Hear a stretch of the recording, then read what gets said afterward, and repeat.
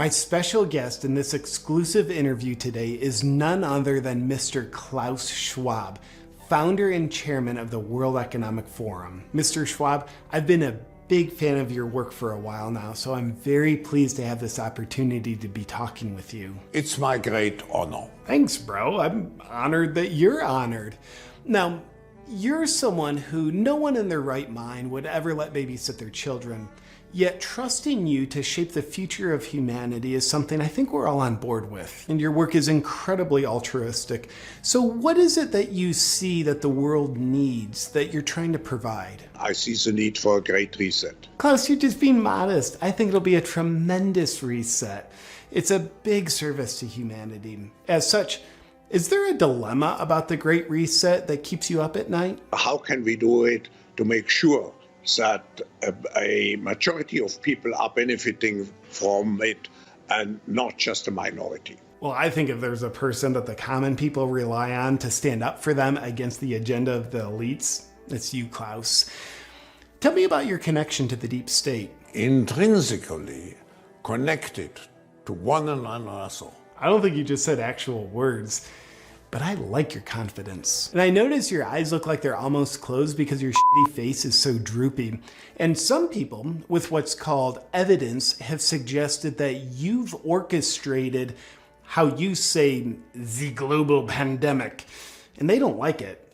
But how do you feel about your orchestration of it? That's what I'm maybe most proud of in my life. I like how you just own it. We know the health industry, the digital industry will go out of this crisis strengthened. What a weird coincidence that the industries you control have profited so much.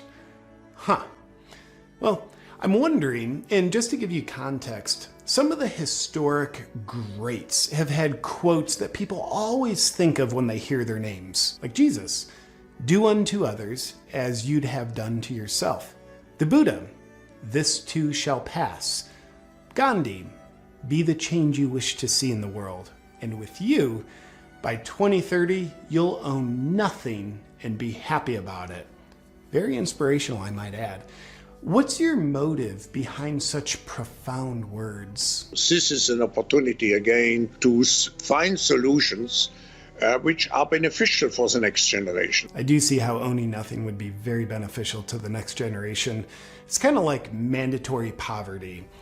Well, not for you, but for them. Kind of takes the stress out of wondering, will I be successful or not?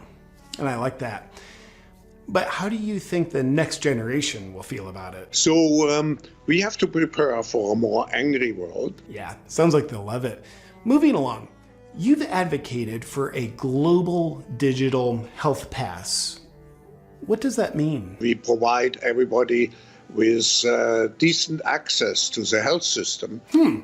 My notes say you've never been elected to be in charge of the healthcare system, nor have you been elected to be in charge of everyone, for that matter.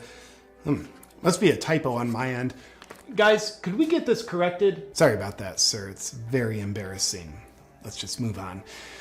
Now, Klausy boy, you've said to never let a good crisis go to waste. And you've definitely capitalized on your COVID crisis.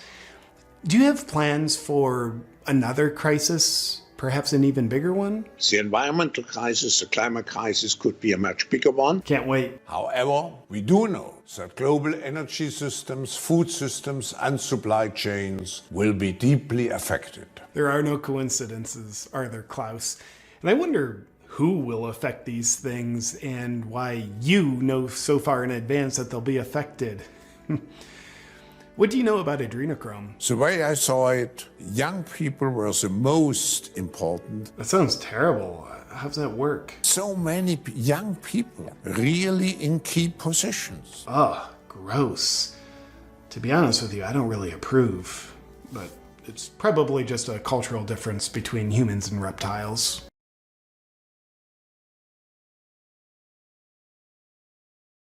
Schwabski, your narrative says a lot about helping people and bettering their lives, while those who believe in the conspiracy theory called reality see your actions as ones that hurt people and make their lives worse. And I think we shouldn't see the two as contradictory objectives. Good point. I see how the square peg fits perfectly in the round hole. Accordingly, you've talked before about genetically editing the population, and your top advisor, Dr. Noah Harari, has talked about you elites building digital dictatorships by hacking humans and re-engineering life. For those at home, let's take a look. The difference of this forced industrial revolution is it doesn't change what you are doing. It changes you if you take a genetic editing. Data might enable human elites to do something even more radical than just build digital dictatorships. By hacking organisms, elites may gain the power to re-engineer the future of life itself. But soon, at least some corporations and governments will be able to systematically hack all the people. So, Klaus, given what you and your advisor have said, how do you feel about controlling every person on the planet? I'm so happy. Dude, that's pretty heavy. Enslaving humanity? I bet you were never held as a child. Not even once. But here's what I'm wondering. If enslaving humanity is your goal, you can't just tell them what you're doing, or else they wouldn't take your injections and use your digital IDs. You'd have to call it something else to disguise it, something benign or even inspiring. So do you have an alias for what you call your human enslavement project? The fourth industrial revolution. That's a great name for it. It sounds progressive. I'm on board. Let's dive deeper because I like where we're going here. So to control people, you'd have to get them to depend on you and all the governments that you control. And we all know that the only way for the few to control the many is with fear. And I know you're big on helping people by fear-mongering about your climate crisis. So how do you see all that fitting together? Why not to tie government aid to the green economy which we have to create? Oh, a social credit score. That sounds super sweet. But to your question, why not tie government aid to the green economy which we have to create? That's a great question, and I'm happy to share. First, creating a society where people have to rely on government aid is called communism, and people with a soul see that as evil. And it's caused horror and suffering 100% of the time it's been implemented throughout history. And I think your green economy vision is just a virtuous sounding scheme to manipulate people with fear into being controllable, rather than you having genuine concern for potential planetary changes due to carbon emissions. So when you look at it that way, that's why not to tie government aid to the green economy that we don't have to create. That's a good looking shirt, by the way. In times of crisis, the role of governments is more important and more relevant than ever. Well, not if it's the governments causing the crisis in order to form a one world government. But I don't know. Oh, who's your all-time favorite government leader you're colluding with in order to cause times of crisis? His Excellency Xi Jinping. He is excellent, isn't he? I love all the genocide he's doing. This has been a beautiful interview, but before we end, it's time for the lightning round, Klaus. If you were a kitchen appliance, what would you be? I think You'd be a sink?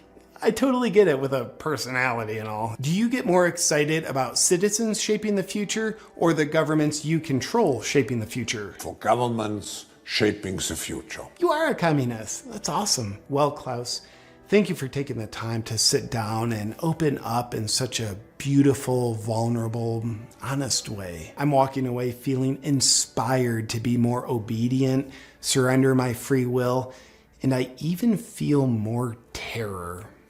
Thank you, Klaus. I hope you have a great reset. And now a public service announcement. If you like freedom, you might enjoy some of the new designs in my Freedom Shop. It contains all the classics, plus some new ones, including the Defund the Deep State design. Check it out at awakenwithjp.com and enjoy spreading the freedom vibes. Appreciate you. This is a very difficult book to read.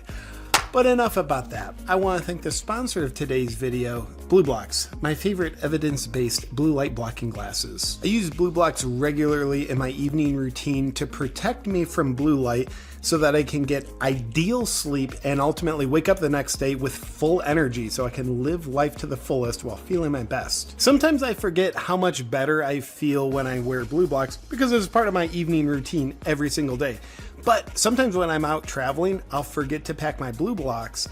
And that's when I start to realize and get reminded how effective they are, because I go a few days without it and my sleep and energy is negatively affected and I don't like it. But JP, protecting yourself from blue light, that's not very inclusive to the blue light. Yeah, it's that way on purpose, because here's the problem with blue light. When it comes off your screens, your indoor lighting, your phone at night, that blue light signals to your body it's daytime, which provokes your awakening hormones and suppresses your sleep hormones.